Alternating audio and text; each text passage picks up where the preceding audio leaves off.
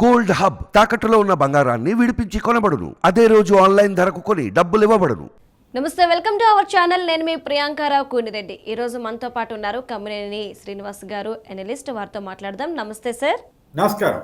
Volunteer వ్యవస్థకు సంబంధించి ఒక వార్ అనేది జరుగుతుంది ఏపీలో. మరి ఈ వార్ని ఏ విధంగా చూడాలి అంటారు? అంటే వైసీపీ వాదన ఒక విధంగా ఉంది, టీడీపీ వాదన ఒక విధంగా ఉంది. అంటే ఎలక్షన్ కమిషన్ వచ్చేసి వాలంటీర్ వ్యవస్థ ఏదైతే ఉందో ఏ వాలంటీర్ కూడాను పెన్షన్ వెళ్ళి ఇంటింటికి వెళ్ళి ఇవ్వద్దు, ఆపేయాలి అని చెప్పింది.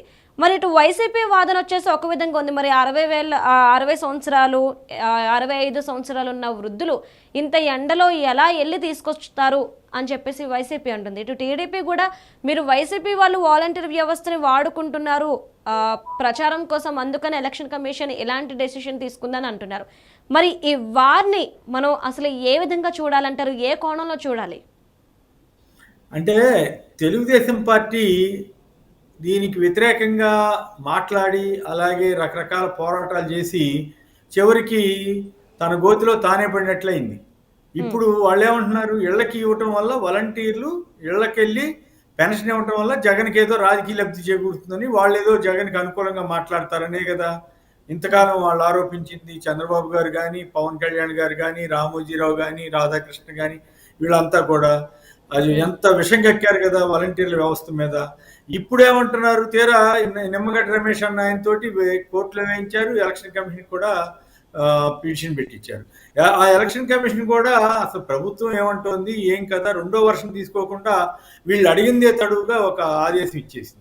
తద్వారా ఎలక్షన్ కమిషన్ పూర్తిగా బాధ్యతారాహిత్యంగా వ్యవహరించింది.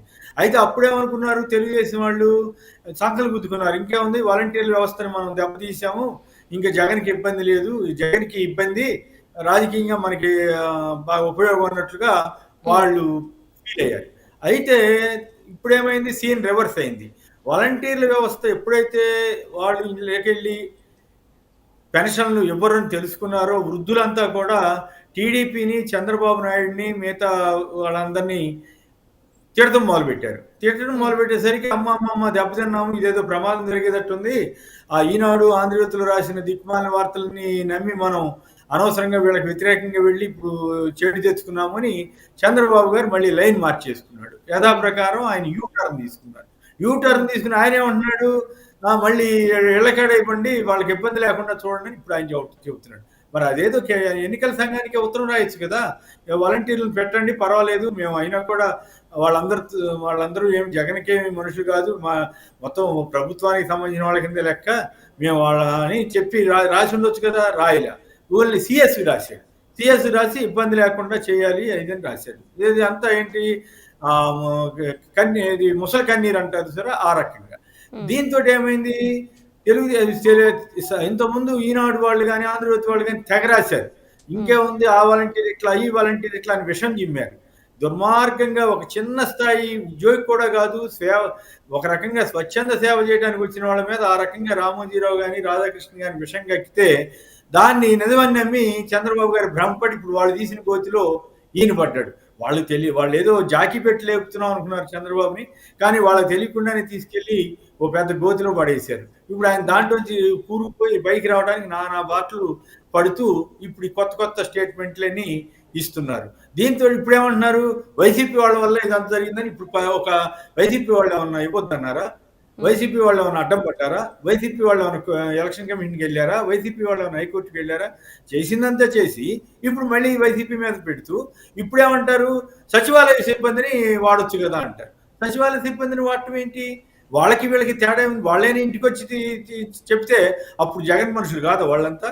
అసలు సచివాలయ సిబ్బందిని కూడా నువ్వు అసలు వాడొద్దని కదా మీరంతా హైకోర్టుకి వెళ్ళింది. ఎలక్షన్ టైంలో వాళ్ళు అసలు వాడటానికే, వాళ్ళను ఉపయోగించడానికే వీల్లేదని చెప్పింది మీరే కదా. ఇదే రామోజీరావు, ఇదే రాధాకృష్ణ, ఇదే మన చంద్రబాబు నాయుడు, ఇదే పవన్ కళ్యాణ్, ఇదే నిమ్మగడ్డ రమేష్, వీళ్ళందరూ సచివాలయ సిబ్బందికి వ్యతిరేకంగానే అప్పుడు మాట్లాడారు. వాళ్ళు ఇప్పుడు ఇంటింటి తిరిగి వాళ్ళు పంచాలంట. టీచర్లకి వేరే బాధ్యతలు స్కూల్ బాగుచేతకు సంబంధించి ఇస్తేనే, అమ్మో టీచర్లకు ఆ బాధ్యతలు ఇస్తారా, ఈ బాధ్యతలు ఇస్తారా, టీచింగ్ బాధ్యతలు తప్ప అని అప్పుడు సన్నాయి నొక్కులు నొక్కి నానా రచ్చ చేశారు.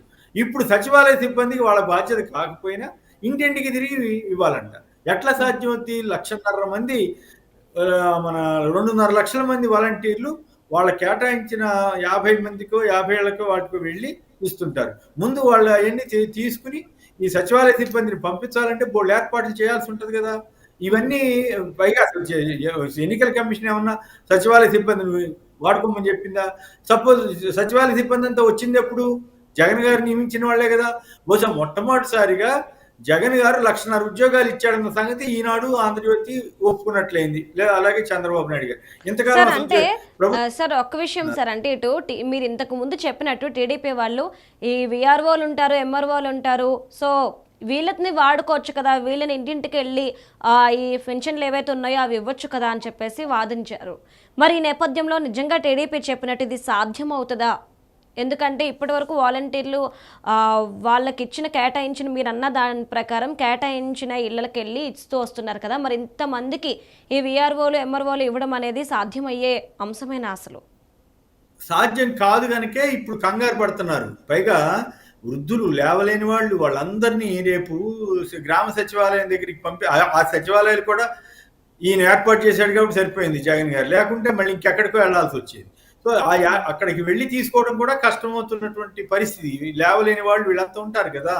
సో అందువల్ల ఏమైంది, ఇప్పుడు టీడీపీ మెడకి చుట్టుకుని వాళ్ళు ఇప్పుడు రకరకాల ఆలోచనలు చేస్తా ఏదో రకంగా వైసీపీ మీద నెట్టాలని ప్రయత్నం చేస్తున్నారు. అయితే చంద్రబాబు గారు కనుక నిజాయితీగా ఎస్ మంచో చెడో పొరపాటు జరిగింది, ఇప్పుడు వాలంటీర్ల నుంచి మీరు పెన్షన్లు ఇవ్వండి, వృద్ధులు ఎవరికి ఇబ్బంది కలిగించొద్దని కనుక ఎలక్షన్ కమిషన్కి ఉత్తరం రాస్తే అదే కొంత గౌరవం నిలబడుద్ది.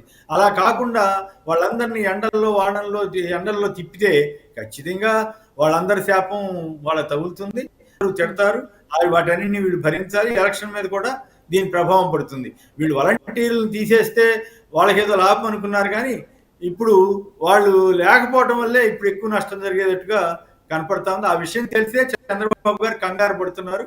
రామోజీరావు, రాధాకృష్ణన్ కలిసి చంద్రబాబును ముంచేసినట్లుగా ఇప్పుడు ఈ పరిస్థితి అంతా అర్థమవుతుంది. సార్ అంటే ఇప్పుడు ఏదైతే వాలంటీర్ వ్యవస్థ మీద వార్ జరుగుతుందో, సో ఇదంతా ఒక ఎత్తు అయితే ఇప్పుడు 1st తారీఖు వచ్చేసింది, ఈరోజు 2వ తారీఖు. మరి ఈ నేపథ్యంలో ఎవరికైతే పెన్షన్లు ఇవ్వాలో వాళ్ళందరికీ ఇస్తూ రావాలి కాబట్టి మరి ఎలాంటి డెసిషన్ తీసుకునే అవకాశాలు అయితే కనిపిస్తున్నాయి మనకి? ఆల్రెడీ డెసిషన్ అయిందమ్మా. చీఫ్ సెక్రటరీ గారు వాళ్ళు రేపు 3వ తారీఖున గ్రామ సచివాలయాలకు వెళ్ళి తీసుకోండి డబ్బులు అని చెప్పేశారు. వెళ్ళటమే సమస్య. 2 కిలోమీటర్లు 3 కిలోమీటర్లు నడవలేని వాళ్ళందరూ హాయిగా ఇంటికి తీసుకొచ్చేస్తుంటే బ్రహ్మాండంగా ఉంది వ్యవస్థ అని వాళ్ళు ఫీల్ అవుతా ఉంటే, దానికి చంద్రబాబు గారు నిమ్మగడ్డ రమేష్ గారి ద్వారా గండి కొట్టి ఇప్పుడు మళ్ళీ వైసీపీ మీద పెడితే వాళ్ళు ఎట్లా నమ్ముతారు? అది అసలు సమస్య. సో రేపు మొత్తం చాలా మంది వెళ్తారు, అందరికి ఇవ్వగలుగుతారో లేదో చెప్పలేము. ఎందుకంటే అక్కడ క్యూలు కట్టాలి, ఆ ఊరాలంతా అక్కడికి వస్తారు.